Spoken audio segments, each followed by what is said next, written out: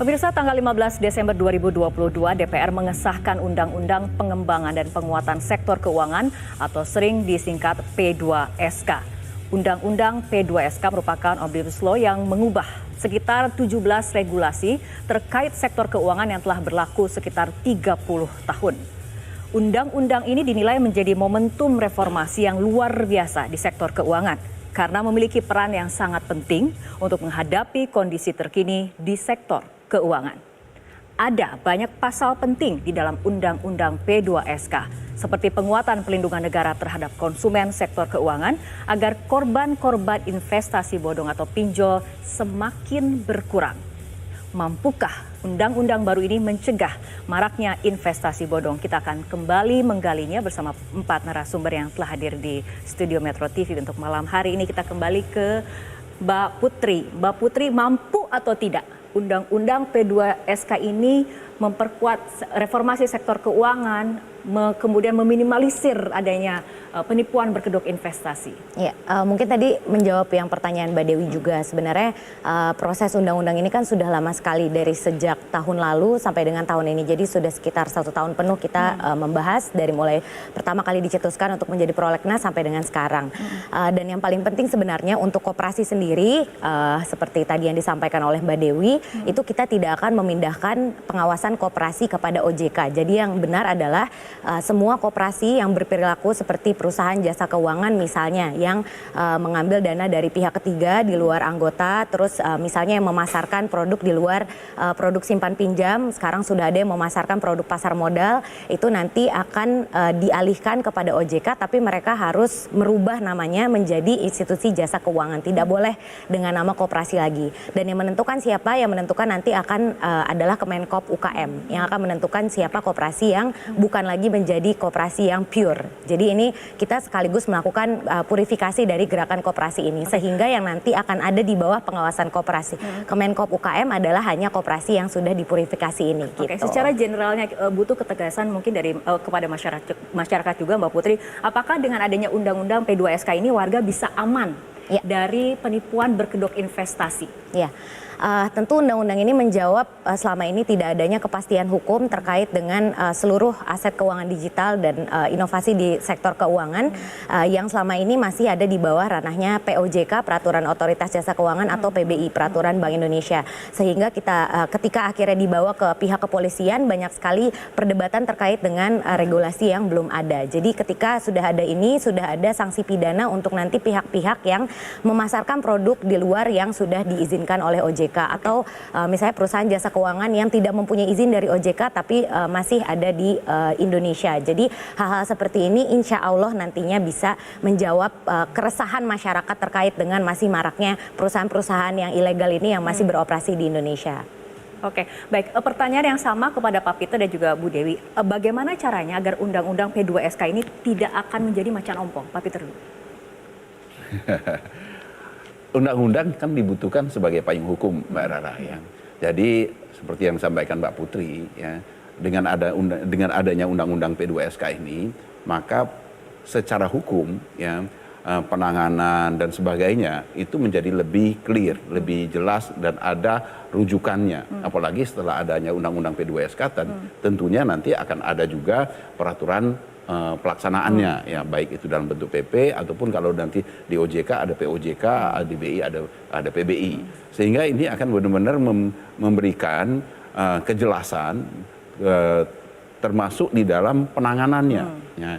Nah, kalau penanganannya sudah menjadi lebih jelas, ya diharapkan nanti juga akan memberikan efek jera dan sebagainya. Artinya ini akan memberikan angin segar seperti itu ya Pak Peter? Secara infrastrukturnya atau kelengkapan dari kebutuhan kita terkait dengan rujukan hukum atau payung hukumnya udah memadai.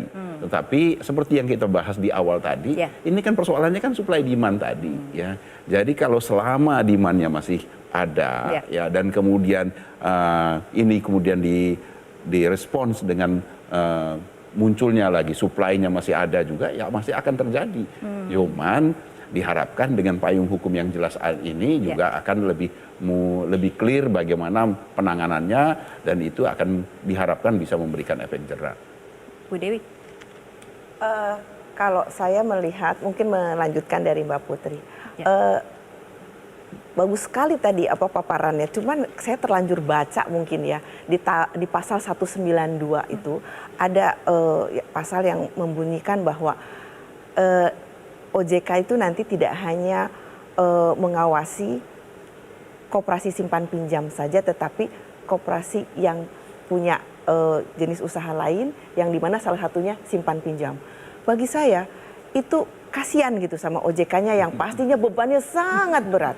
Waktu itu juga saya pernah dialog dengan anak buah ibu mungkin ya. Ini maksudnya apa? Iya Bu, karena takutnya kalau misalnya nanti semua KSP-nya diawasi, mereka akan nyelip ke USP, unit simpan pinjam. Setengah mati. Kalau kita bicara berapa jumlah KSP akan banyak. Kalau kita bicara USP mungkin hampir semua koperasi itu mempunyai unit simpan pinjam. Ibu akan kelelahan luar biasa untuk ngurus itu. Nah kalau misalnya alhamdulillah tadi Mbak Putri bilang call-nya nanti akan ada di kementerian. Ya seharusnya kan nggak usah ada P2SK ini Pak, Bu.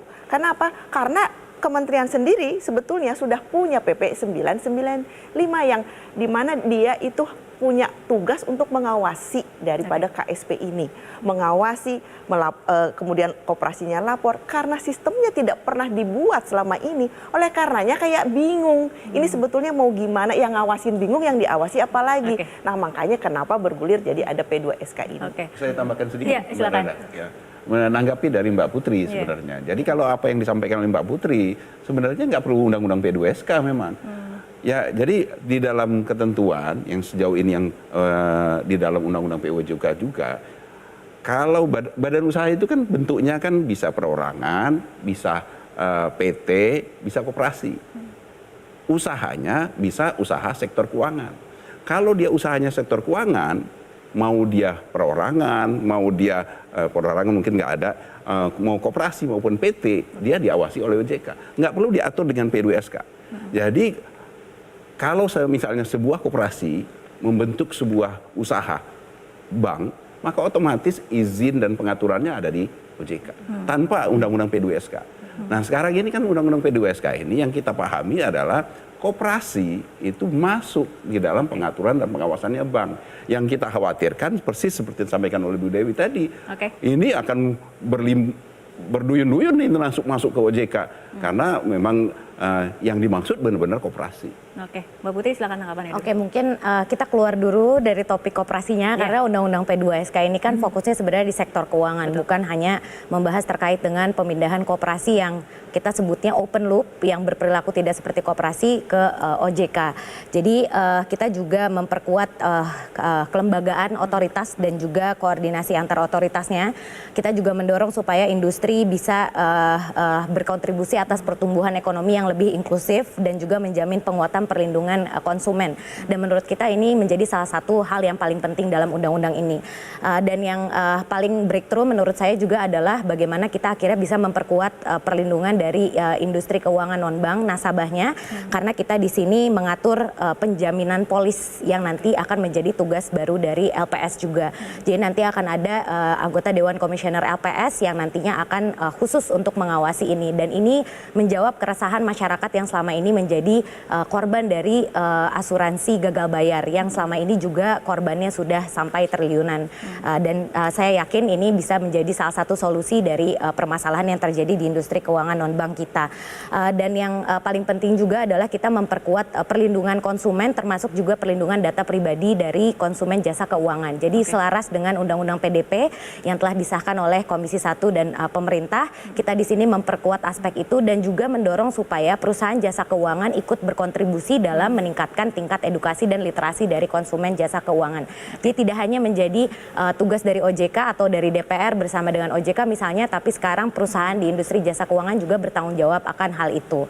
Itu salah satunya. Dan yang paling terakhir, ini juga penting kita juga menunjukkan keberpihakan pada pelaku usaha UMKM, karena di sini kita mengatur terkait dengan hapus buku dan hapus tagih. Kenapa? Karena sampai sekarang masih banyak sekali masyarakat yang tidak bisa mengakses perbankan konvensional karena mereka masih memiliki catatan hutang 1 juta saja di perbankan konvensional, tapi sudah masuk blacklist. Jadi di sini kita mengatur ini supaya tadi supply and demand dari bank ilegal itu bisa kita tekan sehingga masyarakat bisa mengakses ke perbankan konvensional daripada ke bank-bank ilegal yang masih ada sekarang. Oke, Mbak Kiki mengenai penguatan yang ditambahkan kepada OJK, Anda merasa itu dikuatkan atau ditambah bebannya, Mbak Baik, Kiki? gini, kalau kita kan kita mendapat amanah ya Mbak ya, kalau memang sudah diamanatkan di undang-undang pasti kami akan melaksanakan dengan sebaik mungkin. Nah tapi menambahkan tadi dari P2SK ini, kami melihat dari sisi kacamata perlindungan konsumen itu sendiri, ini sangat luar biasa loh. Dari 5 pilar tadi yang disebutkan, 2 itu terkait dengan perlindungan konsumen itu sendiri dan juga peningkatan literasi inklusi di keuangan yang tadinya ada tapi sekarang semua dinaikkan ke undang-undang pengawasan market conduct ya, perilaku pelaku usaha jasa keuangan. Jadi menurut kami ini suatu keberpihakan yang luar biasa untuk masyarakat konsumen. Karena tadi misalnya ada seperti pinjol, itu kasusnya sedemikian marak, tapi kenapa tidak menimbulkan efek jerat? Pertanyaan Mbak Rara tadi, karena belum ada delik khususnya. Dan itu akhirnya masuk ke pidana umum yang hukumannya sangat ringan kalau kita melihat sekarang. Dan dengan adanya sekarang udah diperjelas, dan kita melihat itu adalah satu keberpihakan dan sangat positif. Kami memandang itu sebagai suatu positif. Dan kalau namanya tugas ya, kita akan selalu siap. Oke, baik, kembali ke Mbak Putri mengenai perlindungan konsumen sendiri. Apakah dengan adanya undang-undang P2SK ini, misalnya masyarakat menjadi korban kejahatan, penipuan berkedok investasi, nantinya bisa mendapatkan ganti rugi terhadap kerugian yang dialaminya? Ya, kita tambahkan di pasal sanksi itu adalah bagaimana nanti masyarakat bisa mendapatkan ganti ruginya, tentu nanti bergantung pada hakimnya. Tapi kita perjelas di situ pendekatan secara restoratif, termasuk salah satunya pengembalian kerugian nasabah. Karena yang selama ini menjadi masalah adalah setelah misalnya nanti kasusnya diputuskan oleh pengadilan, tetapi masyarakat tetap tidak mendapatkan dananya kembali. Jadi itu juga sama-sama kita dorong kepada penegak hukum dan juga dari yudikatifnya tentunya bagaimana masyarakat yang selama ini masih tidak bisa mendapatkan dananya bisa akhirnya mendapatkan harapan kembali, terutama dari kasus-kasus yang jumlahnya sangat fantastis tadi sampai dengan 10 triliun gitu. Oke, Pak Peter, mungkin dilihat dari isi dari Undang-Undang P2SK, poin apa yang menurut Anda memang ini memang harus dibahas ataupun diturunkan dengan aturan-aturan yang lebih rinci lagi agar kemudian implementasinya bisa maksimal? Ya namanya undang-undang semuanya harus dirinci, Mbak Rara. Kan memang poin undang-undang khususnya tidak ada undang-undang yang mengatur secara detail. Undang-undang pasti secara umum. Dan kemudian diturunkan di dalam bentuk aturan yang lebih operasional ya. Kalau di OJK dia pasti ada POJK-nya yang akan merujuk dari undang-undang tersebut agar supaya undang-undang itu bisa dilaksanakan. Nah, tapi intinya adalah ya kalau kita mau melihat dari apa yang isi dari POJK, ya saya sependapat dengan Mbak Kiki sebenarnya. Undang-undang P2SK itu memang sangat kita butuhkan. Selain untuk mengantisipasi ke perubahan ke depan, memang undang-undang ini sudah sangat mendesak dilakukan kan karena perubahan yang di belakang ini memang belum diakomodir di dalam perubahan undang-undang, baik itu undang-undang BI, undang-undang perbankan, undang OJK, undang LPS, itu semuanya harus dilakukan perubahan karena memang sudah banyak sekali isinya yang sudah berubah. Nah, sementara kita juga menghadapi perubahan ke depan terkait dengan teknologi digital dan sebagainya. Juga untuk mengakomodasi apa yang disampaikan tadi terkait dengan perlindungan konsumen, memperkuat perlindungan konsumen, kemudian dan sebagainya. Jadi undang-undang P2SK ini memang kita butuhkan. Nah, apa saja yang harus lebih didetailkan, dipersonalkan, ya karena ini kita bicara tentang ada yang lama dan ada yang baru, ya. Kalau yang lama detailnya udah ada, ya terkait dengan perbankan, terkait dengan LPS yang perbankan itu semuanya udah ada. Nah, yang masih menjadi tantangan untuk didetailkan adalah pengaturan-pengaturan yang baru, termasuk misalnya pengalihan dari atau pembentukan lembaga penjamin polis. Ini kan sesuatu yang baru. Nah, tentunya belum ada di undang-undang P2SK-nya sudah ada, tetapi peraturan operasionalnya belum ada. Kalau yang lain udah ada, yang ini belum ada. Ini perlu didetailkan. Kemudian terkait dengan pengalihan atau pengaturan pengawasan koperasi, ya yang dijelaskan oleh Mbak Putri tadi. Ini juga masih tanda tanya semua. Saya sama Mbak Dewi juga masih tanda tanya. Ini perlu sekali dijelaskan di dalam aturan pelaksanaannya nanti. Jadi cakupan yang baru di dalam Undang-Undang P2SK ini saya kira perlu segera dibuatkan aturan pelaksanaannya. Oke, Bu Dewi, apabila melihat Undang-Undang P2SK ini, Anda melihat tidak ada kemudian pasal-pasal yang mungkin rawan sekali untuk digugat ke MK? Iya, pertama saya harus mungkin highlight di sini adalah kalau untuk koperasi simpan pinjam itu sebetulnya tidak dikenal dengan open loop.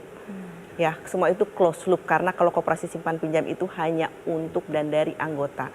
Nah, bijaksananya apabila memang kita nanti akan memberikan call itu kepada Kementerian Koperasi, maka Kementerian Koperasi itu memang harus memberikan batas mana yang betul-betul KSP yang tadi close loop, dan kalau memang ada indikasi open loop itu berarti sudah dia harus mentransformasi dirinya kepada jenisnya sebetulnya apa. Misalnya kalau dia melakukan praktek bank ya udah jadi BPR saja, atau dia melakukan kegiatan asuransi ya sudah jadi PT asuransi atau apapun saja.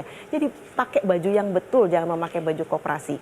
Nah, di dalam literasi yang tadi saya bilang di 192 itu narasinya adalah koperasi simpan pinjam, ya, di dalam Undang-Undang P2SK itu koperasi simpan pinjam. Nah, kalau koperasi simpan pinjam otomatis seperti tadi detailnya pun harus ada, harus diapain. Sekarang saya tanya, apakah pada saat itu juga terpikir nggak kalau perbankan apabila diawasi oleh OJK maka ada satu lagi lembaga penjamin simpanan yang berperan di situ.